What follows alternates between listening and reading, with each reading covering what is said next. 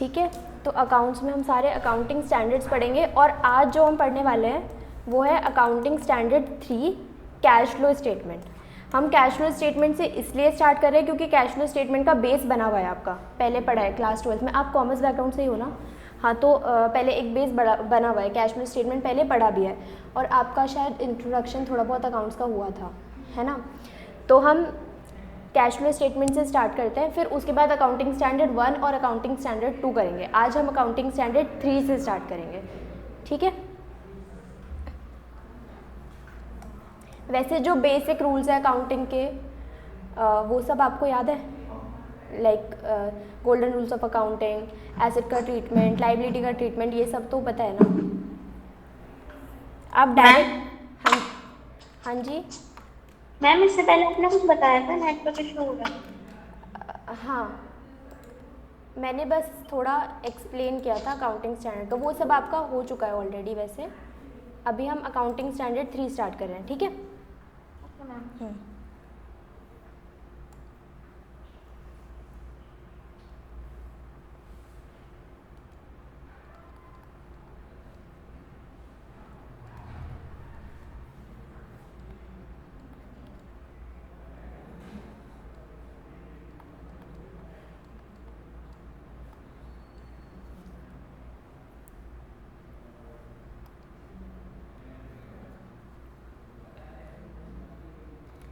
Cash flow statement बनाने के 2 methods होते हैं, एक डायरेक्ट मेथड और एक इनडायरेक्ट मेथड। जो हमने पहले पढ़ा था वो था इनडायरेक्ट मेथड, ठीक है? डायरेक्ट मेथड हमने 12th क्लास में नहीं पढ़ा था, तो अभी हमें सीए इंटरमीडिएट में हमें दोनों मेथड्स पढ़ने होंगे, इनडायरेक्ट भी और डायरेक्ट भी। हम स्टार्ट करेंगे इनडायरेक्ट मेथड से, ठीक है?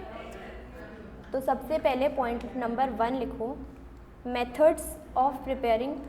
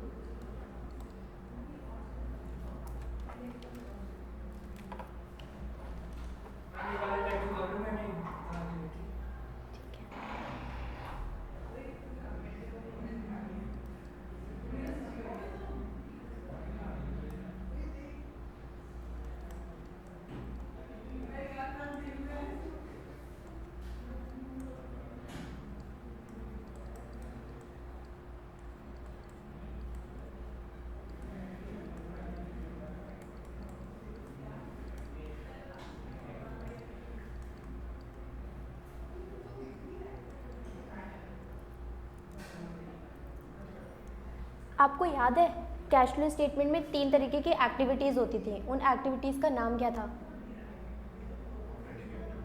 और ऑपरेटिंग और इन्वेस्टिंग और फाइनेंसिंग, ठीक है? अब हमने तब उतना डिटेल में शायद नहीं पढ़ा होगा 12th क्लास में, और ना ही उसका उतना डिटेल में मतलब समझा होगा, ठीक है? तो अभी ना सीए इंटर में हर चीज़ डिटेल में विद लॉजिक समझेंगे तो ही बेटर रहेगा, ठीक है? क्योंकि हम लोग चार्टर्ड अकाउंटेंट बनने वाले हैं, ठीक है? तो सपोज़ करो हम कोई बिज़नेस स्टार्ट कर रहे हैं, ठीक है? सपोज़ कंप्यूटर्स का बिज़नेस स्टार्ट करना है, ठीक है? तो अब कंप्यूटर्स का आपको बिज़नेस स्टार्ट करना है, आपको कोई स्टार्टअप करना है, तो सबसे पहले आपको ज़रूरत किस चीज़ की होगी? कैपिटल की, है ना? कैपिटल की नीड होगी, तो सबसे पहले आप कैपिटल इकट्ठा करोगे ना, अपने पास पैसा इकट्ठा करोगे, आपके पास एक पर्टिकुलर सम ऑफ अमाउंट होगा, तभी तो आप बाकी चीज़ें कर पाओगे, ठीक है? सबसे पहले तो पैसों की नीड होगी ना। तो हम अगर सपोज़ करो आपके पास कुछ तो आपके पास सेविंग्स थी अपनी, और बाकी आपको फंड्स अरेंज करने के लिए आप क्या करोगे? लोन लोगे, है ना? बोरोइंग ली आपने, या फिर कंपनीज क्या करती है? शेयर कैपिटल इशू करती है ना? डिबेंचर्स इशू करती है, बॉन्ड्स इशू करती है। तो ये सारी चीज़ें लाइक क्या क्या हो गया? लोन, बॉन्ड्स, डिबेंचर और शेयर्स, ठीक है? तो ये चारों चीज़ें, इनका इशू करना, जहाँ से हम मनी इकट्ठा कर रहे हैं, अपनी कैपिटल इकट्ठी कर रहे हैं, ये सब चीज़ों को क्या बोलते हैं हम? फाइनेंसिंग एक्टिविटी बोलते हैं। क्या बोलते हैं? Financing activity. कोई भी हमें बिजनेस स्टार्ट करना होता है, कोई भी हमें स्टार्टअप करना होता है, तो सबसे पहले वी नीड अ कैपिटल, और उस कैपिटल को इकट्ठा करने के लिए हम जो भी चीज़ें करते हैं, like issue of shares, issue of debenture, issue of bonds और लोन लेना, बोरोइंग लेना, तो ये चीज़ों जो भी ये करते हैं, इसको हम क्या बोलते हैं? फाइनेंसिंग एक्टिविटी, क्योंकि हम फाइनेंस अरेंज कर रहे हैं। सबसे पहले हम क्या करते हैं? Financing activity. अब आपके पास पैसा तो आ गया, यू हैव मनी, अब उस पैसे से क्या करोगे? क्या करोगे नेक्स्ट? सेटअप करेंगे। हमें एक एरिया चाहिए होगा, हम क्या लेंगे? एक बिल्डिंग लेंगे रेंट पे। हमें अगर किसी मशीन्स की ज़रूरत होगी, उस मशीन में इन्वेस्टमेंट करेंगे। तो उस पैसों से हम क्या करते हैं? इन्वेस्टमेंट करते हैं। हम अपना बिजनेस के ऑपरेशन को स्टार्ट करने के लिए एक जगह लेते हैं, अपने कैपिटल गुड्स लेते हैं, इन सब चीज़ों को लेके अब उसका ऑपरेशन शुरू हो सके, इसलिए उस पैसों को इन्वेस्ट करते हैं। ठीक है, तो हमारी सेकंड एक्टिविटी क्या होती है? इन्वेस्टिंग एक्टिविटी होती है। ठीक है, इन्वेस्टिंग एक्टिविटी में क्या आ गई? Related to sale purchase of fixed assets. ठीक है, sale purchase of fixed asset. तो ये हो गया कि बिल्डिंग लेना या फिर कोई भी कैपिटल गुड्स लेना, प्लांट एंड मशीनरी लेना, वो सब किस में चला गया? इन्वेस्टिंग एक्टिविटी में चला गया। फिर इन्वेस्टिंग एक्टिविटी भी हो गई हमारे पास, हमने फंड्स अरेंज किया, उसको इन्वेस्ट कर दिया। अब हमें क्या करना है? अपना ऑपरेशन शुरू करना है ना? अपनी डे टू डे एक्टिविटीज़ करेंगे, cell purchase, current asset, current liabilities, tax पे करना गवर्नमेंट को, ये सब किसका पार्ट हो जाएगा? ऑपरेशंस का पार्ट हो जाएगा। तो इन तीनों को डिस्टिंग्विश करना आपको आया, फाइनेंसिंग, इन्वेस्टिंग और ऑपरेटिंग एक्टिविटी। ठीक है, लेकिन कैश फ्लो स्टेटमेंट के फॉर्मेट में हम कैसे बनाते हैं? सबसे ऊपर लिखते हैं ऑपरेटिंग, फिर लिखते हैं इन्वेस्टिंग और फिर लिखते हैं फाइनेंसिंग। ठीक है, क्लियर है? अब एक चीज़ और होती है, इंटरेस्ट पेड या इंटरेस्ट रिसीव्ड। इंटरेस्ट पेड या इंटरेस्ट रिसीव्ड, इसमें आपको कभी कंफ्यूजन नहीं करनी है। ये ध्यान रखना है कि अगर हमने जो लोन लिया है, ठीक है, हमने किसी से लोन लिया है, इशू करा है शेयर्स, डिबेंचर इशू करा है, तो हम उसको क्या देंगे? हम उसको इंटरेस्ट पे करेंगे, उसको इंटरेस्ट पे करेंगे। जिससे हमने लोन लिया, हमने बैंक से लोन लिया, तो बैंक को तो इंटरेस्ट पे करेंगे हम। तो जब भी हम इंटरेस्ट पे करते हैं, वो हम किसको करते हैं? लोन वाले को, डिबेंचर वाले को ही करते हैं, है ना? तो वो भी इंटरेस्ट पे करना किसका पार्ट बन जाएगा? फाइनेंसिंग का पार्ट बन जाएगा। और वहीं अगर हम इंटरेस्ट रिसीव करते हैं, तो इंटरेस्ट रिसीव कब करते हैं? जब हमने कोई इन्वेस्टमेंट की होती है ना? कोई इन्वेस्टमेंट करी होती है, उसी से हम इंटरेस्ट रिसीव करते हैं। तो इंटरेस्ट रिसीव किसका पार्ट बन जाता है? इन्वेस्टिंग का पार्ट बन जाता है। और बाकी सारी ऑपरेशंस की चीज़ें तो ऑपरेटिंग एक्टिविटीज़ में आती हैं। ठीक है, तो हम क्या करेंगे? हम फॉर्मेट लिखेंगे। फॉर्मेट लिखने के बाद डिटेल में नहीं, थोड़ा बहुत फॉर्मेट समझेंगे, डिटेल में हमें तब समझ में आएगा जब हम बहुत सारे क्वेश्चंस करेंगे इसके। ठीक है, तो फर्स्ट पहले फॉर्मेट लिखते हैं। फॉर्मेट लिखने के बाद एक दो नोट्स लिखने हैं, उसके बाद एक क्वेश्चन करेंगे बहुत ही सिंपल, और फिर हम उसकी एडजस्टमेंट सीखेंगे। कैश फ्लो स्टेटमेंट की एडजस्टमेंट जो हमें करनी है ना, वो सीखेंगे, और फिर हम फुल फ्लेज क्वेश्चन पे आएंगे। ठीक है, format of cash flow statement.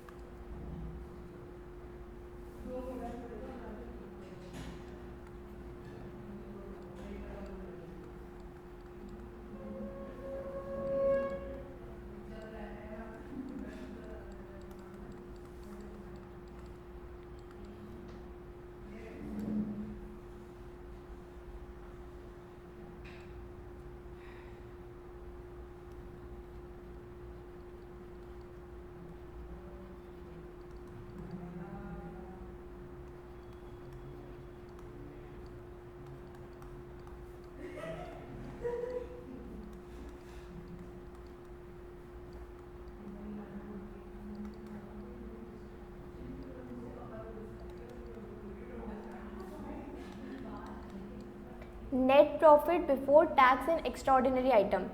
सबसे पहले हमें क्या करना होती है, ये चीज़ को हमें वर्किंग नोट से कैलकुलेट करना होता है, फिर वर्किंग नोट से कैलकुलेट करके फिर हम वो फिगर यहाँ पुट करते हैं। जब क्वेश्चन करेंगे तब डिटेल में समझ में आएगा, ठीक है। अभी पहले पूरा फॉर्मेट ही लिख लेते हैं, फिर मैं आपको एक एक चीज़ एक्सप्लेन करूँगी, ठीक है।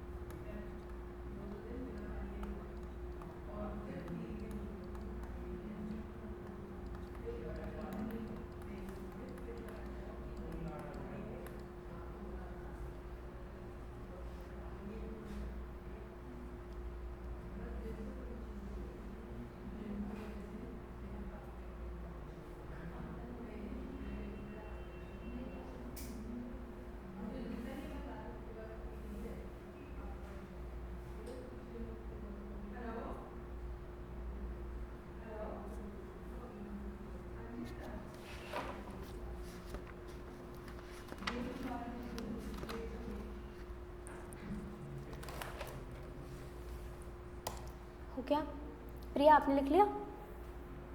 Yes ma'am.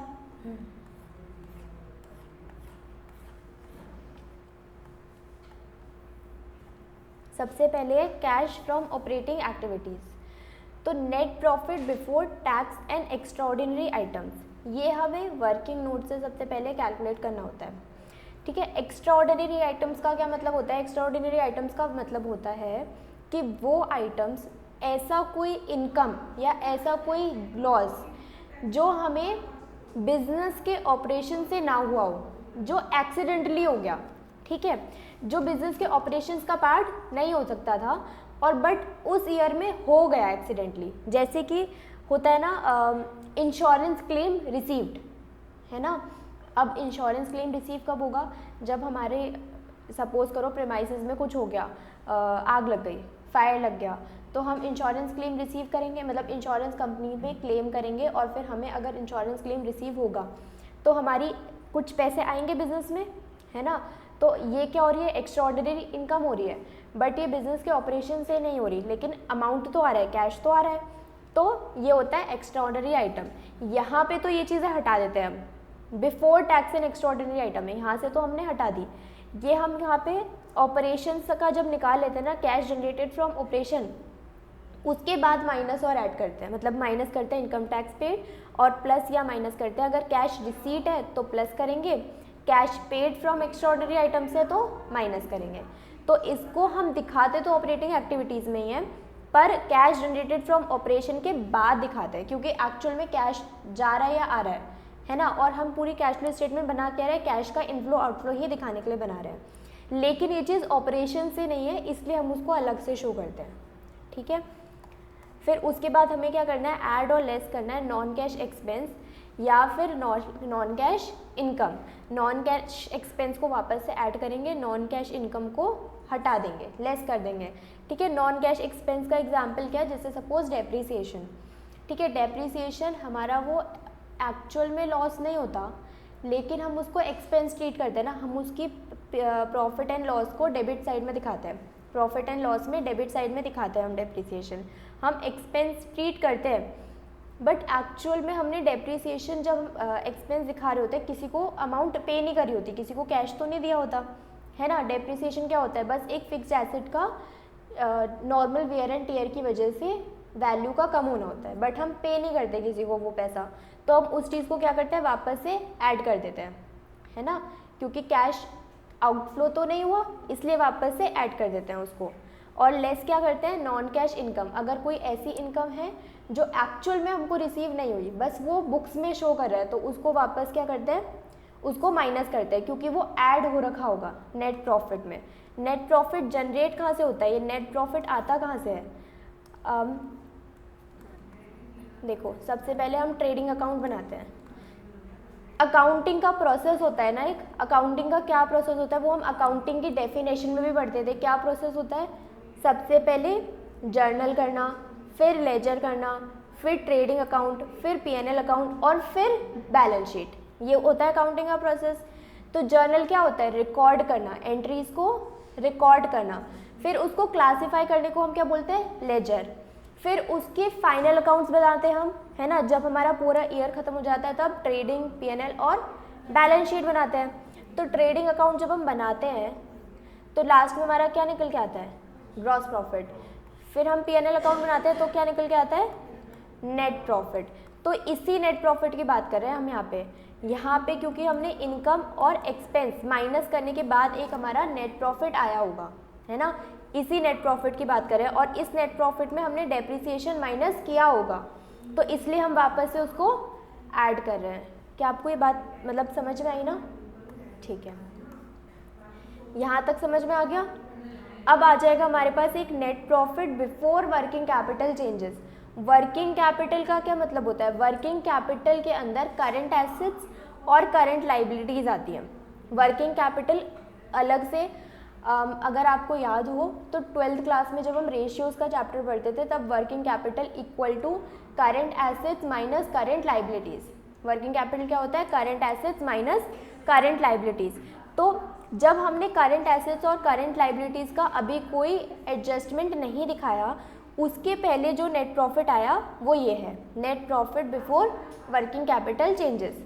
अब हम वर्किंग कैपिटल का वो दिखाएंगे, चेंज दिखाएंगे, ठीक है। अब यहाँ पे लिखा है add increase in current liability, add decrease in current asset, less decrease in current liability, less increase in current asset, ठीक है। अब कोई करंट एसेट है, सपोज कोई करंट एसेट का एग्जांपल दो other than cash,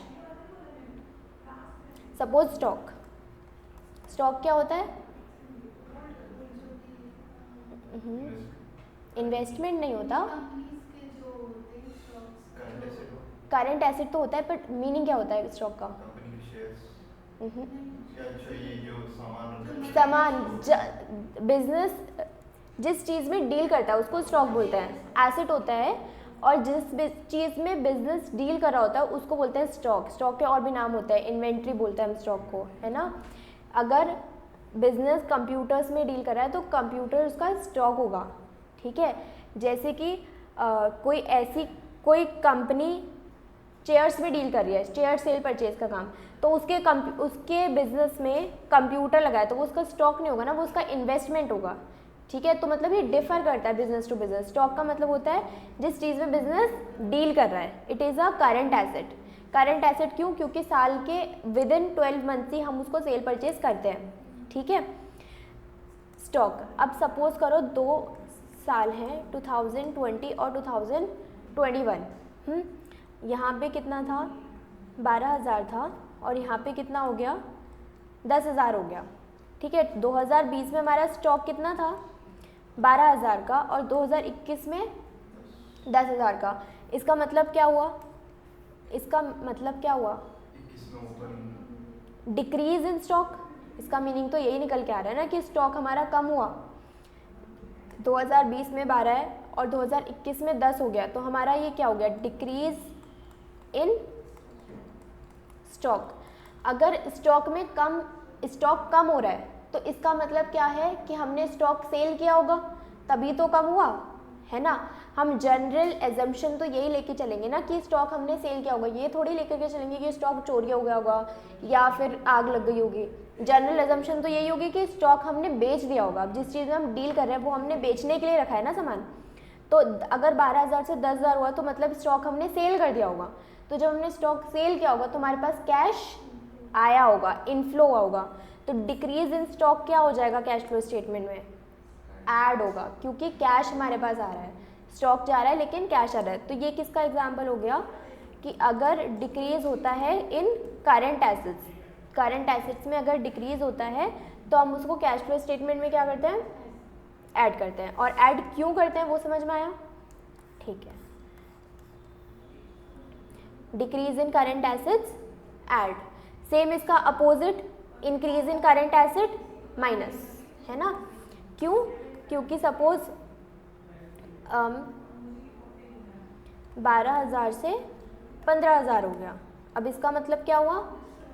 increase in current asset, तो हमने परचेज किया होगा तो हमने पैसे दिए होंगे, है ना, पैसों का आउटफ्लो हुआ होगा। तो इसलिए क्या होता है यहाँ पे? Increase in current asset less होता है, ठीक है। अब क्या हुआ? इंक्रीज इन करंट लाइबिलिटी और डिक्रीज इन करंट लाइबिलिटी। कोई करंट लाइबिलिटी, कोई लोन है ऐसा जो विद इन 12 मंथ्स रीपे करना है तो वो हो जाएगा करंट लाइबिलिटी, ठीक है। अब करंट लाइबिलिटी 2020 2021 10,000 से 12,000 हो गई। इसका मतलब इंक्रीज इन करंट लाइबिलिटी, है ना। 10,000 से 12,000 मतलब हमने और लोन लिया, है ना, तो हमारे पास पैसे आए, तो increase in current liability, add. और सेम इसका अपोजिट, माइनस, ठीक है। चारों चीज़ें समझ में आ गई आपको? ठीक है। ये क्या हो गया? हमारा वर्किंग कैपिटल चेंजेस हो गया। अब क्या निकल के आएगा? हमारा कैश जनरेटेड फ्रॉम ऑपरेशंस, और फिर इनकम टैक्स जो हम पे करेंगे गवर्नमेंट को वो माइनस करना होगा, और फिर plus minus extra ordinary item से जो रिसीट है वो ऐड करेंगे, जो पेमेंट है वो माइनस करेंगे। एक्स्ट्रा ऑर्डिनरी आइटम का एग्जाम्पल जैसे इंश्योरेंस क्लेम रिसीव, ठीक है। और फिर आ जाएगा टोटल, ए का टोटल मीन्स ऑपरेशन से हमने, ऑपरेटिंग एक्टिविटीज से हमारा कैश कितना आया उसका टोटल। फिर नेक्स्ट आ गए हम cash from investing activity. Investing activity का मतलब क्या था कि जो हम फिक्स एसेट्स में इन्वेस्ट करा है हमने, कोई भी इन्वेस्टमेंट करा है हमने, वो क्या हो जाएगा, इन्वेस्टिंग एक्टिविटी का पार्ट हो जाएगा। तो अगर हमने फिक्स एसेट परचेज किया, फिक्स एसेट परचेज किया तो कैश पे किया, तो क्या हो गया, minus, purchase of fix assets minus, same वैसी sale of fix asset add, और जो भी हमें इन्वेस्टमेंट पे डिविडेंड या इंटरेस्ट रिसीव होगा उसको भी हम क्या करेंगे, ऐड, क्योंकि हमारे पास कैश इनफ्लो है ना। क्लियर हो गई बात। अब next, cash from financing activity. Cash from financing activity किससे होता है, शेयर्स, डिबेंचर, बॉन्ड्स और लोन। अगर हमने ये चीज़ें इशू करी, मतलब हमारे पास कैपिटल आई, हमारे पास पैसा आया, तो हमने क्या कर दिया, ऐड कर दिया। अगर रिडेम्पशन का मतलब क्या होता है, वापस कर देना, है ना, तो redemption of share, debenture, bonds और लोन माइनस हो गया। और अगर उन्हीं शेयर होल्डर्स को, डिबेंचर होल्डर को, बॉन्ड होल्डर को और बैंक को, लोन लिया बैंक से, उनको अगर इंटरेस्ट पे करा है हमने, डिविडेंड पे करा है, तो उसको माइनस, क्योंकि हम पे कर रहे हैं, हमारा कैश का आउटफ्लो हो रहा है। सी आ गया, टोटल ऑफ सी। अब इन तीनों को हम ऐड कर देंगे, net cash flow from during the year, A plus B plus C. हम ऐड करेंगे opening cash and cash equivalents, हमारा ये इक्वल किसके आना चाहिए, closing cash and cash equivalent के इक्वल आना चाहिए। ठीक है, कैश एंड कैश इक्विवेलेंट्स का क्या मतलब होता है, कैश प्लस बैंक ड्राफ्ट है।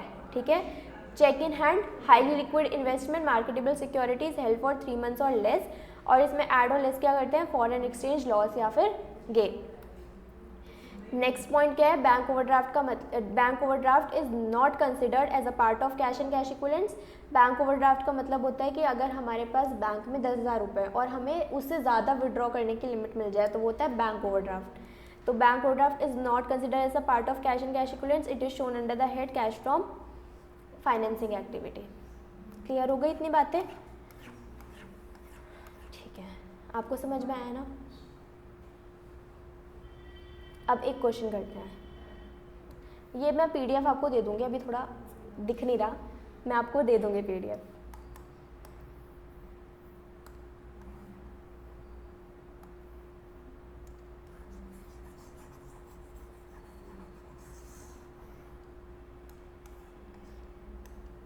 अभी क्योंकि हमें सिर्फ एक ही क्वेश्चन करना है, क्योंकि हो ही क्लास में, आज की क्लास में एक ही क्वेश्चन पाएगा, इसके बाद हमें एडजस्टमेंट सीखनी है। और बेसिकली ये बहुत बेसिक क्वेश्चन है, एज अ क्वेश्चन एग्जाम में नहीं आता, हम बस फॉर्मेट सीखने के लिए फर्स्ट क्वेश्चन सिंपल कर रहे हैं, फिर हम एडजस्टमेंट सीखेंगे और फिर हम फर्दर आगे क्वेश्चंस पे आएंगे।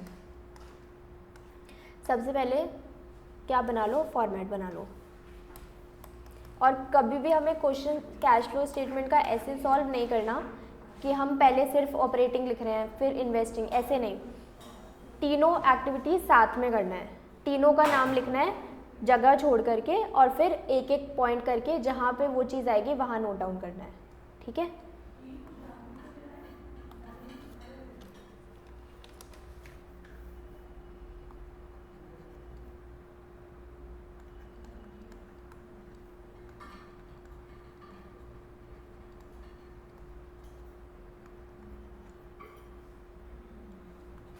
ये हम करें इनडायरेक्ट मेथड से।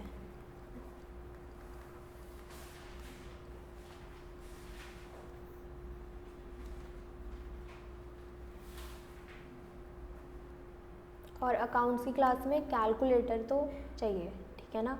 और अगर आप हाथ से सीधी लाइन नहीं खींच पाते हो तो स्केल भी ले आना, वैसे तो आदत पड़ी जाती है सीधी लाइन खींचने की।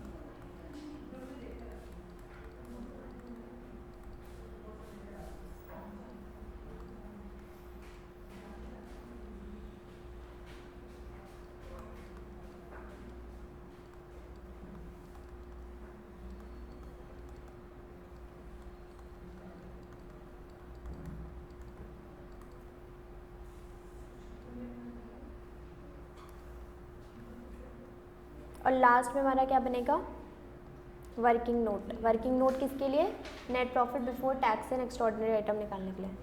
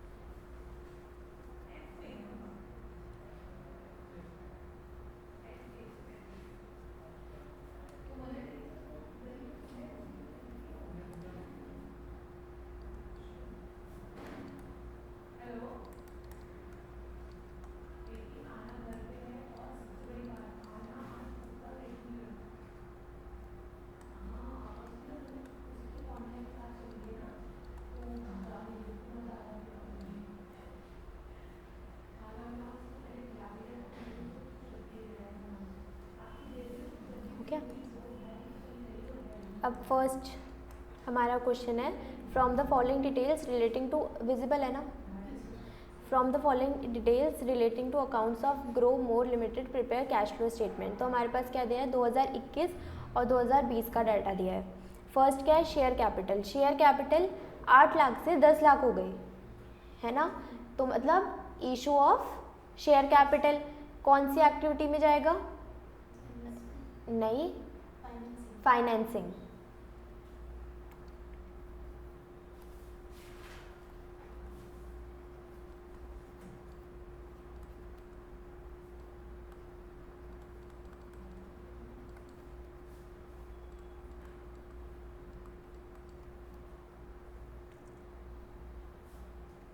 टू लैक्स ऐड करेंगे क्योंकि हमारे पास कैश इनफ्लो हुआ है, हमने शेयर इशू करे तो कैश का इनफ्लो हुआ, तो ऐड करेंगे।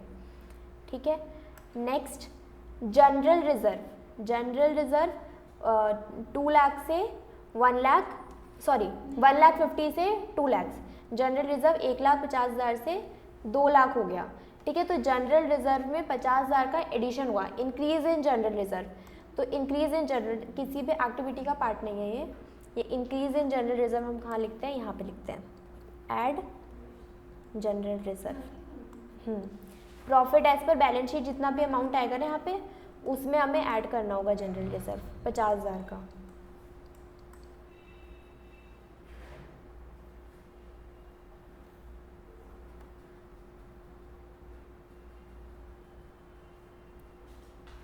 ठीक है, नेक्स्ट अभी आ गया प्रॉफिट एंड लॉस।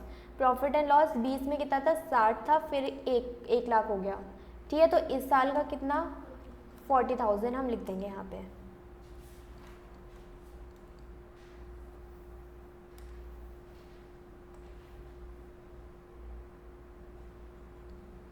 तो profit as per balance sheet हमने लिखा 40,000, उसमें ऐड करा है जनरल रिजर्व। नेक्स्ट क्या है, डिबेंचर्स। डिबेंचर्स 0 से 2 लाख हुआ, मतलब नहीं, फाइनेंसिंग क्या लिखेंगे, issue of debentures 2 lakh.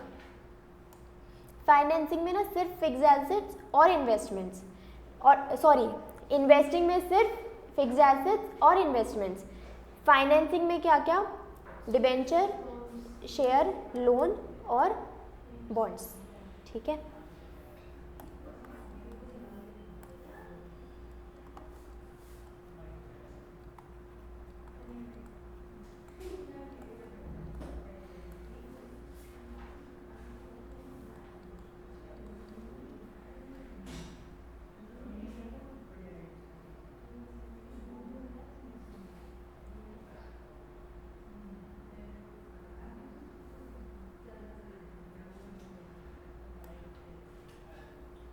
Provision for taxation. अब यहाँ पे दिया है प्रोविजन फॉर टैक्सेशन 31 मार्च 2020 को 70,000 और 31 मार्च 2021 को 1 लाख। प्रोविजन का क्या मतलब होता है,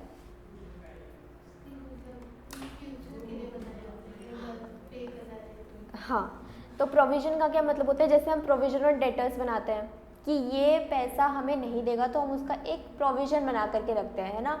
ऐसे ही प्रोविज़न फॉर टैक्सेशन होता है। क्या एक्सपेंस का प्रोविज़न बनाया हमने, टैक्स पे करना इस एक्सपेंस, उसका हमने प्रोविज़न बनाया है कि हमें फ्यूचर में टैक्स पे करना होगा, तो उसका एक प्रोविज़न बना के रखा है, ठीक है। तो 2020 में हमारा प्रोविज़न कितना था, 70,000। अब जो 2020 में प्रोविज़न था उतना टैक्स हमने करंट ईयर में पे भी तो किया होगा, है ना। तो जो 70,000 पिछले साल प्रोविज़न बनाया था उतना प्रोविज़न मैंने बनाया क्यों था, करंट ईयर में उतना टैक्स पे करने के लिए। तो 70,000 का जो प्रोविज़न था वो करंट ईयर में पे किया होगा। इसका मतलब ये जो लास्ट ईयर का प्रोविज़न है ये इस साल क्या बन गया होगा, टैक्स पेड। और फिर हमने नया प्रोविज़न बनाया 1 लाख का कि हम 2022 में 1 लाख रुपए टैक्स पे करेंगे। क्लियर हुई ये बात। जो 2020 में जो 70,000 का प्रोविज़न था उतना तो हमने टैक्स पे किया करेंट ईयर में, और नया प्रोविज़न बनाया है 1 लाख का। तो हमारे पास पूरा प्रोविज़न 1 लाख का है और टैक्स पे कितना है, 70,000। और टैक्स पेड हमने कहाँ देखा था, यहाँ पे। इनकम टैक्स पेड हम कहाँ लिखते हैं, कैश जनरेटेड फ्रॉम ऑपरेशन के बाद इनकम टैक्स माइनस करते हैं। तो हम सबसे पहली बात तो ऑपरेटिंग एक्टिविटीज़ में लास्ट में हम माइनस करेंगे टैक्स पेड, कितना, 70,000। जो लास्ट ईयर का प्रोविज़न फॉर टैक्स था वो इस साल हमने टैक्स पे किया होगा, और हमने नया टैक्स कितना बनाया, प्रोविज़न कितना बनाया, 1 लाख का। तो 1 लाख का यहाँ पर हमें वापस से ऐड करना होगा, provision for tax current year का।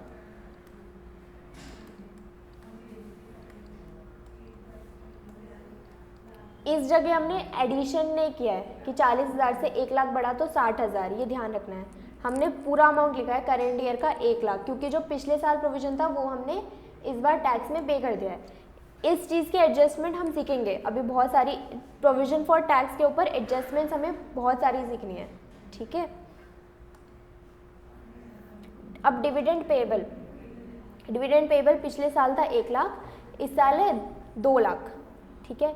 डिविडेंड पेएबल और डिविडेंड पेड दोनों में फ़र्क होता है। पेएबल का मतलब होता है, पेएबल वर्ड का, कि अभी पे नहीं किया, अभी पे करेंगे, है ना। और पेड वर्ड का मतलब होता है कि हम पे कर चुके। पेएबल होता है आउटस्टैंडिंग लाइबिलिटी, हमने पता है ना आपको, आउटस्टैंडिंग लाइबिलिटी क्या होता है, ड्यू बट नॉट पेड, तो वो होता है payable, due but not paid.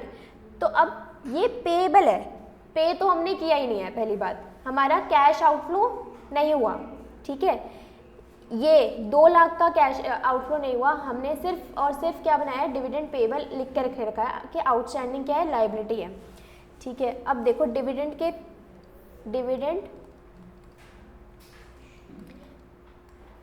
3 तरीके का होता है। एक होता है प्रोपोज डिविडेंड, एक होता है इंटरिम डिविडेंड, और एक होता है फाइनल डिविडेंड, ठीक है। 3 तरीके का डिविडेंड होता है, प्रोपोज डिविडेंड, इंटरिम डिविडेंड और फाइनल डिविडेंड।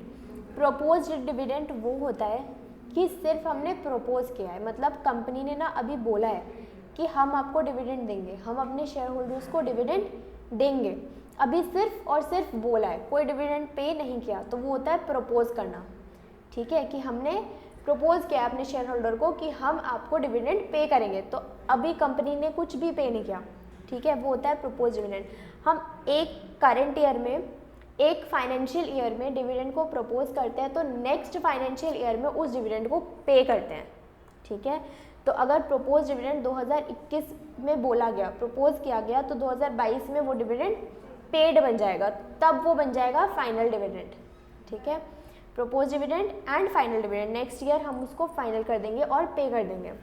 इंटरिम डिविडेंड वो डिविडेंड होता है कि साल में कभी भी ड्यूरिंग द फाइनेंशियल ईयर, साल के बीच में हमने पे कर दिया, ठीक है, कोई प्रपोज फाइनल नहीं, हमने पे कर दिया साल के बीच में, तो वो होता है इंटरिम डिविडेंड, ठीक है। अब यहाँ पे डिविडेंड पेएबल पिछले साल था 1 लाख, तो उस टाइम पे उन्होंने सिर्फ 1 लाख क्या बोला होगा कि हम पे करेंगे, तो पिछले साल जो बोला गया है कि हम पे करेंगे वो इस साल पेड बनेगा, है ना। जो लास्ट ईयर बोला कि पे करेंगे वो इस साल बन जाएगा डिविडेंड पेड, और ये वाला इस साल बोला है कि हम पे करेंगे तो नेक्स्ट ईयर वो पे करेंगे, है ना। तो 20 का जो ये 1 लाख है ये डिविडेंड पेड बन रहा है। अभी डिविडेंड पे करना कहाँ, कौन सी एक्टिविटी का पार्ट होता है? डिविडेंड पे करना फाइनेंसिंग का पार्ट।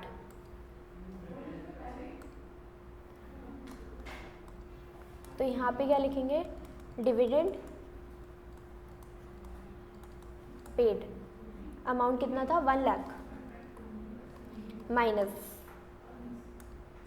1 लाख, ठीक है। और इस साल का जो प्रपोज डिविडेंड है, डिविडेंड पेएबल है, वो हम ऐड करेंगे यहाँ पे वर्किंग नोट्स में।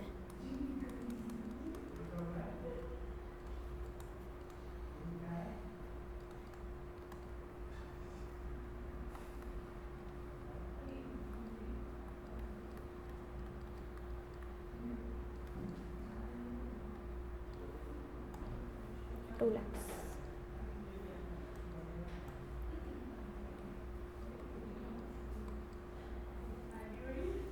समझ में आया ना? प्रपोज डिविडेंड, एक तो डिविडेंड पेएबल और दूसरा क्या था हमारे पास? Provision for taxation. इन दोनों का ट्रीटमेंट इम्पॉर्टेंट है, ठीक है। फिर next sundry creditors. Sundry creditors क्या होते हैं? हाँ, क्रेडिटर्स उनको क्या बोलते हैं हम? Current liability. सन्ड्री क्रेडिटर्स क्या होते हैं हमारे? Current liability. अब करंट लाइबिलिटी 2020 में 8,20,000, 21 में 7 लाख, मतलब डिक्रीज इन करंट लाइबिलिटी। और डिक्रीज इन करंट लाइबिलिटी क्या करते हैं हम? ऐड और less. Decrease in current liability क्या करते हैं हम? बताओ बताओ।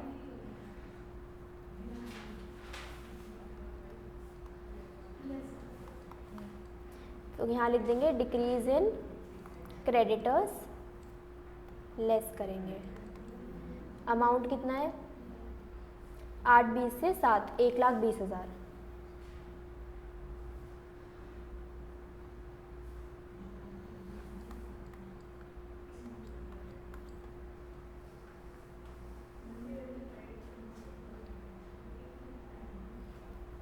सबसे ऊपर तो हमें लिखना होगा net profit before tax and extraordinary item.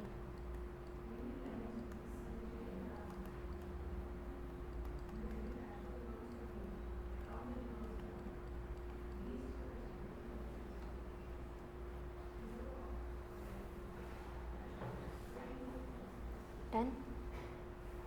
प्रिया, आपको समझ में आ रहा है? आवाज़ इतनी कम कैसे आ रही है? यस मैम, आ रहा है। Okay.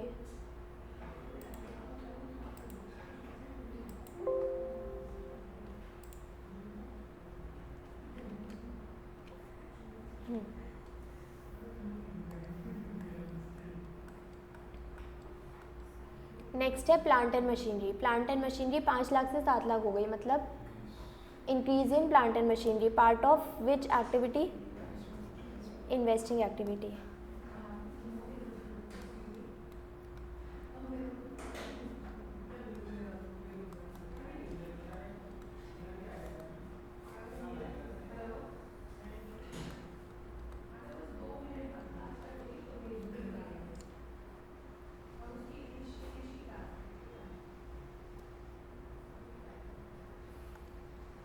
Next land and building 4 lakh से 6 lakh. Increase purchase of land and building भी किसका पार्ट हो जाएगा? इन्वेस्टिंग का।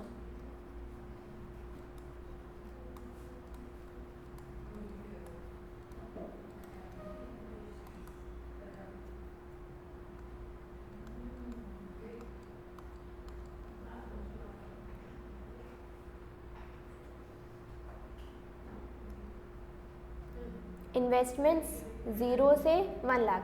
परचेज ऑफ इन्वेस्टमेंट ये भी इन्वेस्टिंग एक्टिविटी।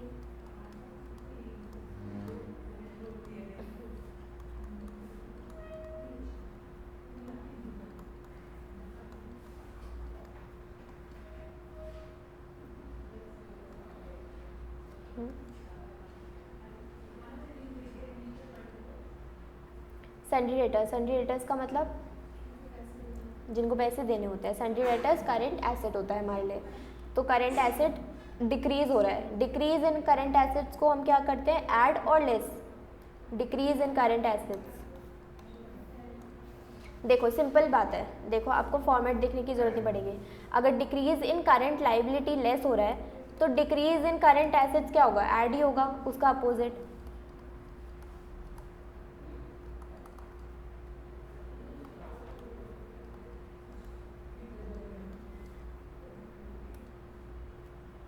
दो लाख,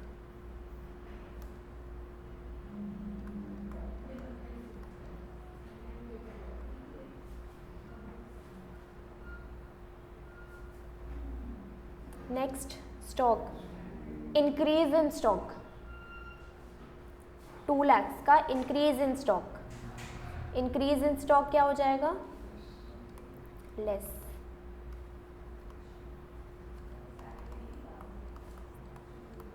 अमाउंट क्या था, 2 lakhs ना, हाँ।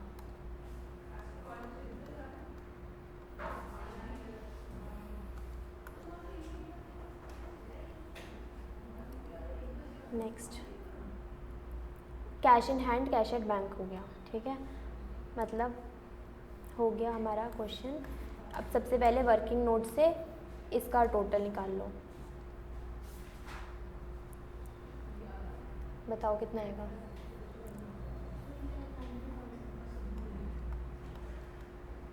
$3,90,000 कहाँ पे जाएगा,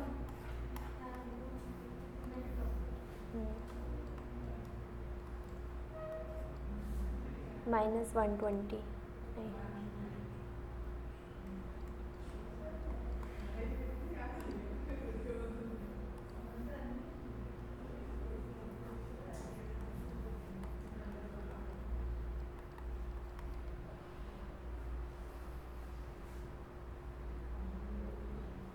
$390 - 120 + 70 और -70, टैक्स पेड है ना, -70, 390 - 120 - 70, 2 lakhs आएगा।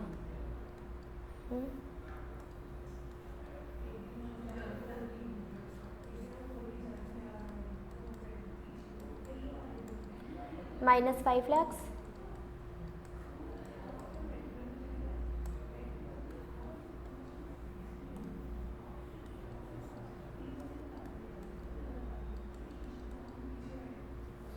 $3 lakhs।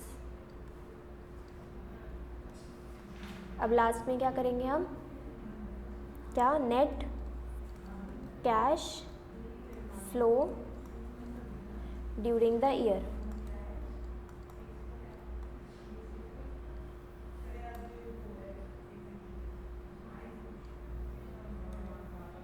A + B + C, बताओ कितना आएगा।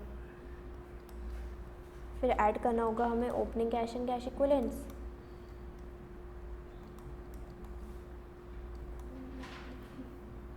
और आ जाएगा closing cash and cash equivalents.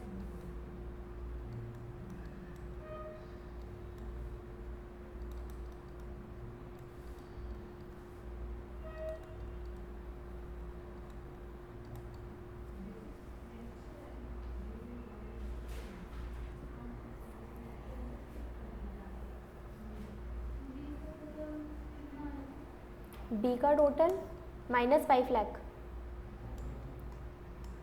देखो 2 लाख 3 लाख प्लस का, तो +5 लाख और -5 लाख, ये तो ज़ीरो हो गया, नील है ना, तो नेट कैश फ्लो कितना हो गया, नील आ गया हमारे पास। और ओपनिंग कैश इक्विवेलेंट्स कितना है, 2 लाख है, और क्लोजिंग भी 2 लाख है।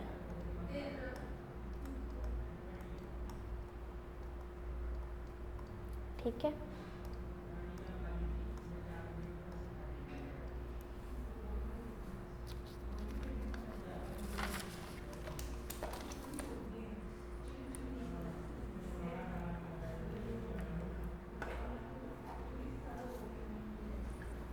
डन, समझ में आया कैश फ्लो।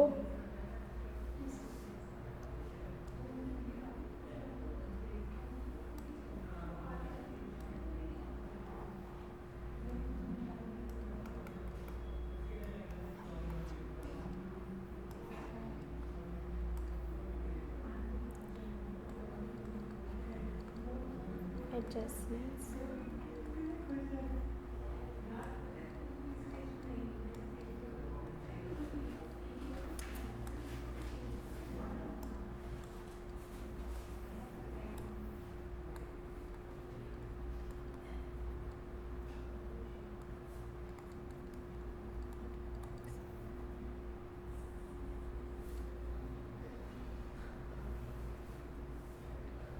अभी जो हमने प्रोविजन फॉर टैक्स दिखा था ना, उसके रिलेटेड हम एडजस्टमेंट सीखेंगे। ठीक है, अभी तो हमने सिंपल हमने कर लिया, ठीक है, क्योंकि हमारे पास सिर्फ provision of for tax balance sheet में गिवन था, 2 अमाउंट गिवन थे, तो हमने डायरेक्टली कर लिया। हम उसका लेजर बना करके भी हम सबसे पहले तो उसका लेजर बना के देखते हैं कि हमने जो ट्रीटमेंट किया उसे रिलेट करते हैं। ठीक है, और उसके साथ और भी एडजस्टमेंट्स आ सकती है कि इस क्वेश्चन में तो सिर्फ बैलेंस शीट गिवन थी, नीचे कोई एडजस्टमेंट्स गिवन ही नहीं थी, लेकिन कैश फ्लो स्टेटमेंट में नीचे बहुत सारी एडजस्टमेंट्स गिवन रहती है ना, तो उन एडजस्टमेंट्स का ट्रीटमेंट कैसे करते हैं वो सीखना है हमें मेनली। इसके लिए एग्जाम्पल 1, बैलेंस शीट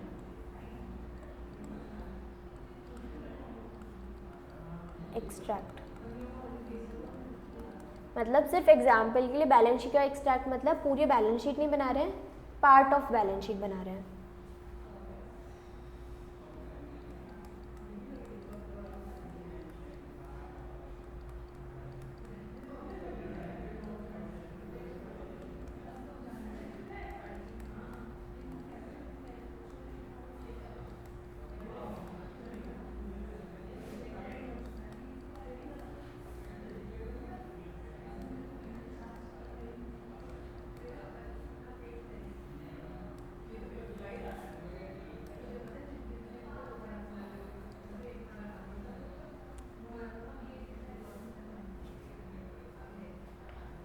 अभी हमने कुछ ऐसे ही किया था ना, इसी का ट्रीटमेंट किया था ना, अभी जो क्वेश्चन में पिछले क्वेश्चन में था, हमने क्या किया था बताओ।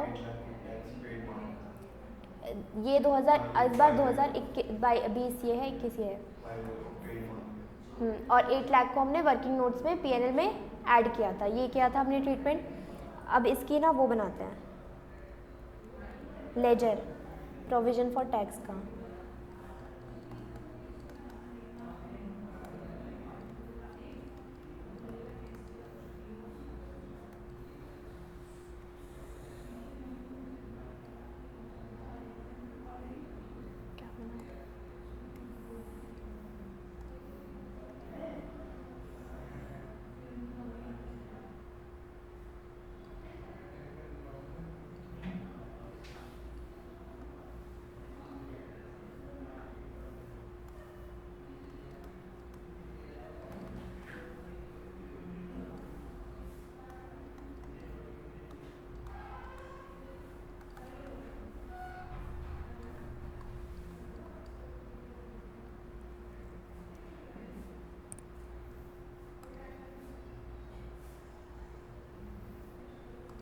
प्रोविजन फॉर टैक्स का बैलेंस ब्रॉट डाउन किस तरफ आएगा, डेबिट और क्रेडिट। प्रोविजन फॉर टैक्स का बैलेंस ब्रॉट डाउन किस साइड आएगा, डेबिट और क्रेडिट। लाइबिलिटी है ना, डेबिट में आएगा, सॉरी क्रेडिट में आएगा, क्रेडिट में आएगा। बाय बैलेंस ब्रॉट डाउन कितना है, 5 लाख।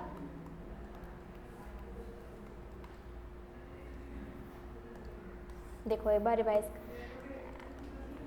एसेट्स का opening balance debit side, liability का क्रेडिट साइड, इनकम का क्रेडिट साइड, एक्सपेंस का डेबिट साइड और कैपिटल का क्रेडिट साइड। ठीक है ना।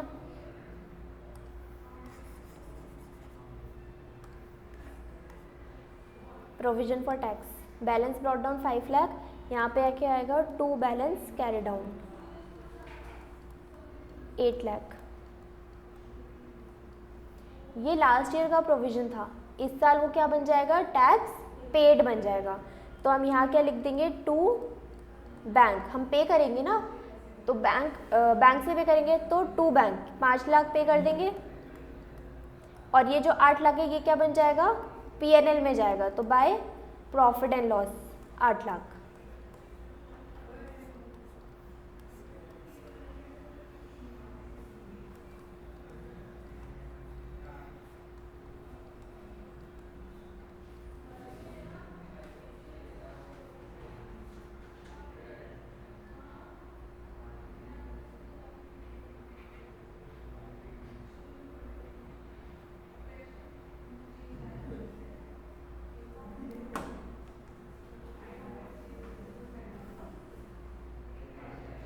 ये जो टू बैंक है ये कहाँ जाता है, ऑपरेटिंग एक्टिविटीज़ से माइनस होता है। और ये जो P&L ये वाला अमाउंट है ये कहाँ जाता है, वर्किंग नोट में।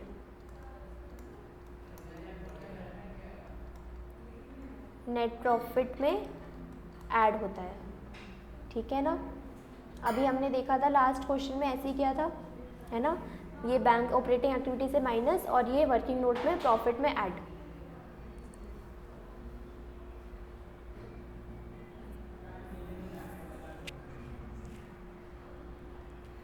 आगे करें।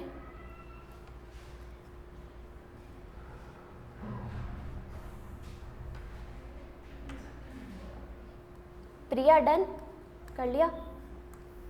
Yes ma'am. एग्जाम्पल 2।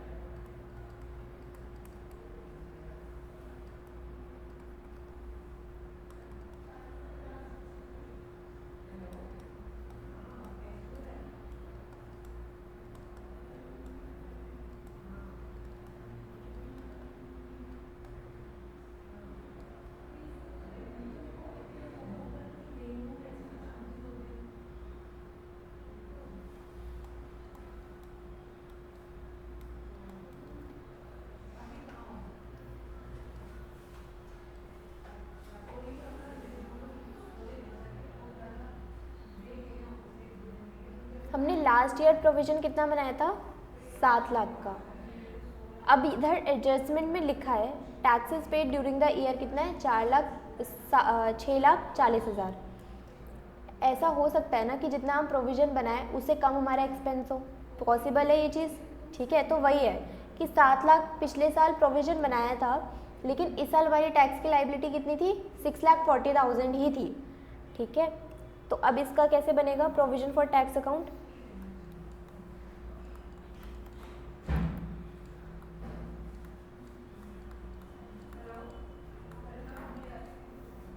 यहाँ अकाउंट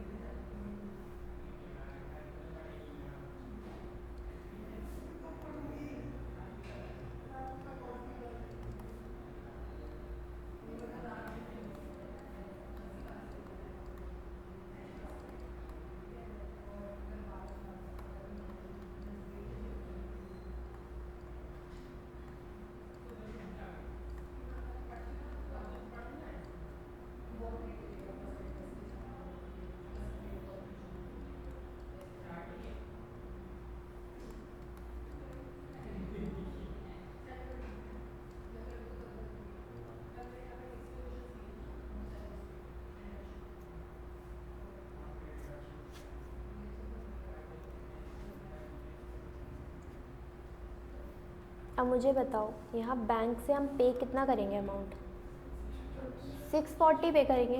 तो यहाँ क्या लिख देंगे 640, और फिर हमारा P&L में कितना चला जाएगा, बैलेंसिंग फिगर कितना आएगा,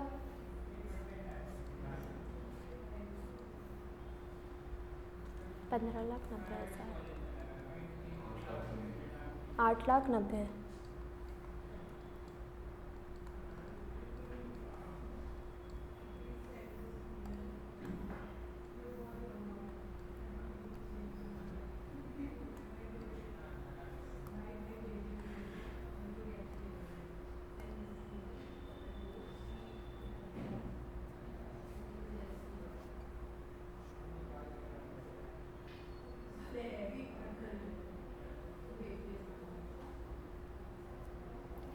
इस बार हमारे ऑपरेटिंग एक्टिविटी में कितना अमाउंट जाएगा, 6,40,000 माइनस हम टैक्स पे करेंगे 6,40,000 और नेट प्रॉफिट में ऐड कितना करेंगे 8,90,000।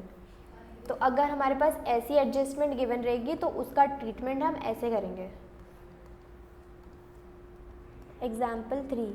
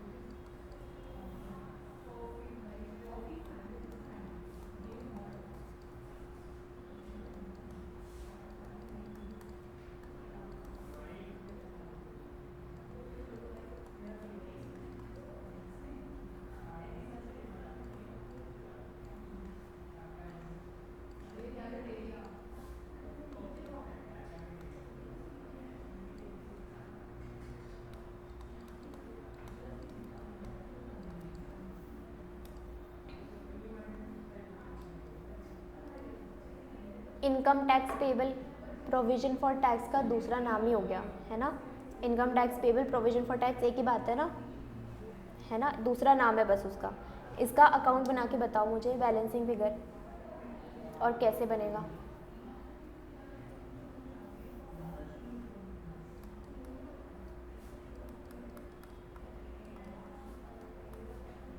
लास्ट क्वेश्चन जैसा नहीं है, थोड़ा डिफरेंट है लास्ट एग्जाम्पल।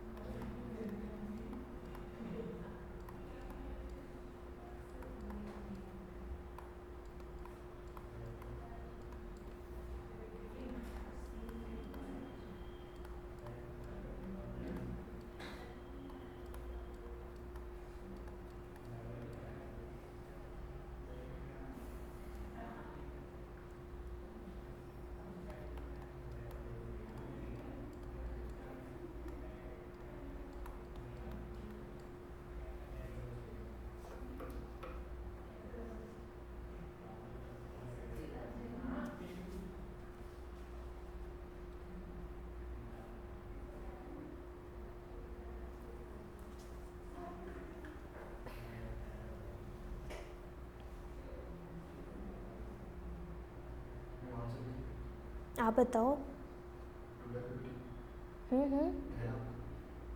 नहीं, देखो यहाँ पे क्या लिखा है, provision for tax made during the year.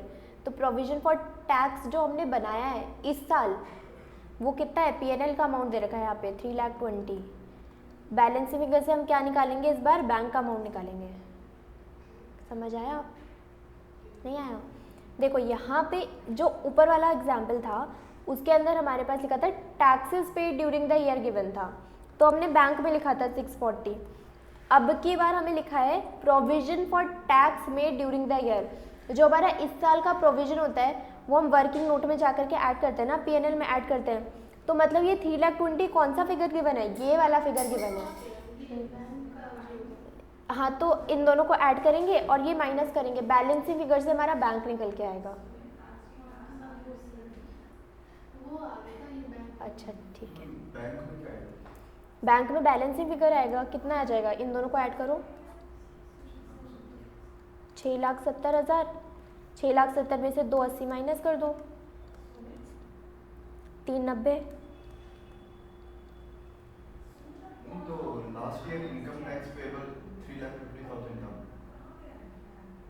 तो उसको हम बैंक में डाल सकते हैं? नहीं, क्योंकि यहाँ पे एडजस्टमेंट गिवन है ना हमारे पास, और एडजस्टमेंट में गिवन है हमारे पास कि प्रोविजन फॉर टैक्स इस साल हमने कितना बनाया है, 320 बनाया है, तो इसलिए हम बैंक का अमाउंट फिर बैलेंसिंग फिगर से निकालेंगे ना।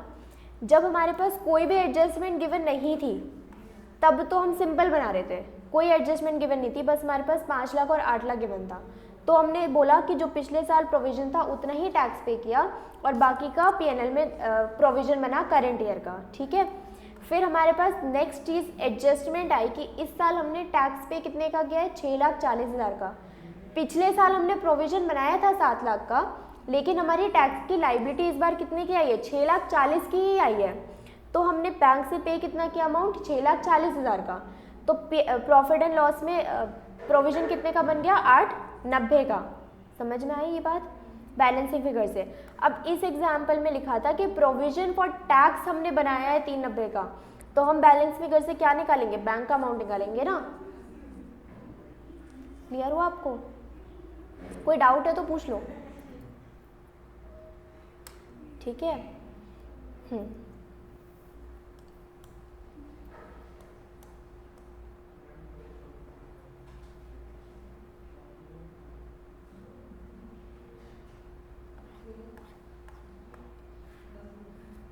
एग्जाम्पल 4 है, 4।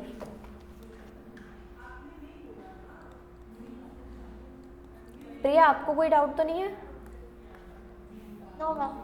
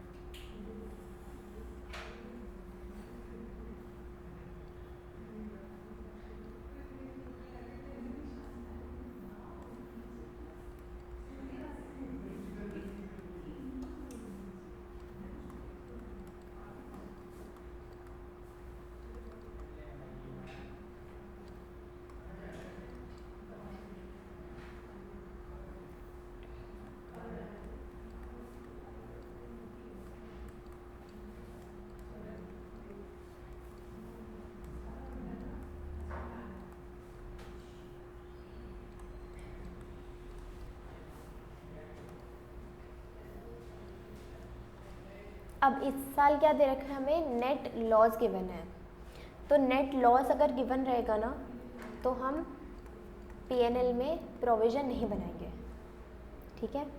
लॉस गिवन है, साल में लॉस हुआ, लॉस होता है, लॉस में टैक्स पे करते हैं कि प्रॉफिट में टैक्स पे करते हैं, तो नेट लॉस है तो कुछ भी प्रोविजन नहीं, ठीक है। लेकिन जो हमने पिछले साल जो प्रॉफिट अर्न किया होगा उस साल का तो टैक्स पे करेंगे ना, तो यहाँ पे बैंक में आ जाएगा अमाउंट क्या, बैलेंसिंग फिगर से, ठीक है। प्रोविजन अगर net loss during the year given है तो पीएनएल में कुछ नहीं जाएगा प्रोविजन, बैंक में जो पिछले साल का इनकम थी उसके अकॉर्डिंग हम इस साल टैक्स पे करेंगे, तो ये बैलेंसिंग फिगर से आ जाएगा क्या, 7 लाख माइनस 1,20,000, 580।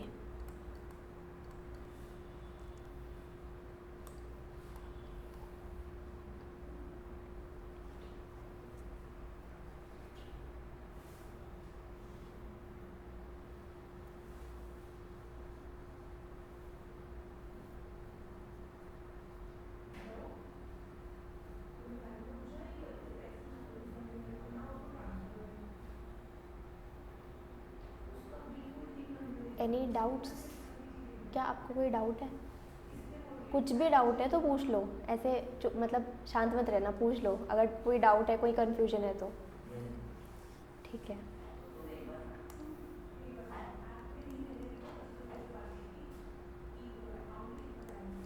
एग्जाम्पल 5 में लिखवा देती हूँ, सॉल्यूशन आप एक बार सोचना घर जा करके, मैं नेक्स्ट क्लास में कराऊंगी, ठीक है।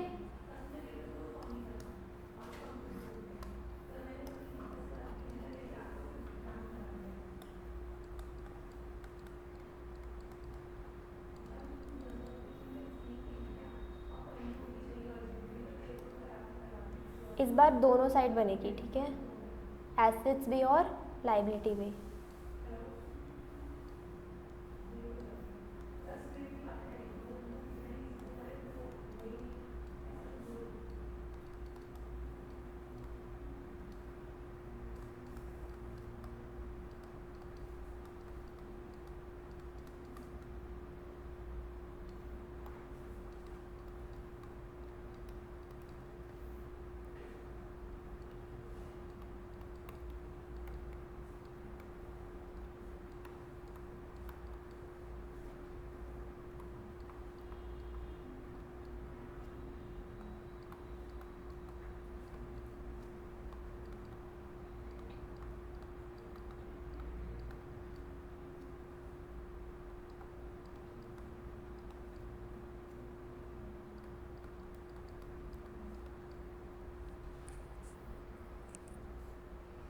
दो अकाउंट्स बनेंगे, प्रोविजन फॉर टैक्स और एडवांस टैक्स। नहीं आएगा मैं बताऊंगी, ठीक है, ट्राई करना, बाकी हम नेक्स्ट क्लास में पढ़ेंगे, ठीक।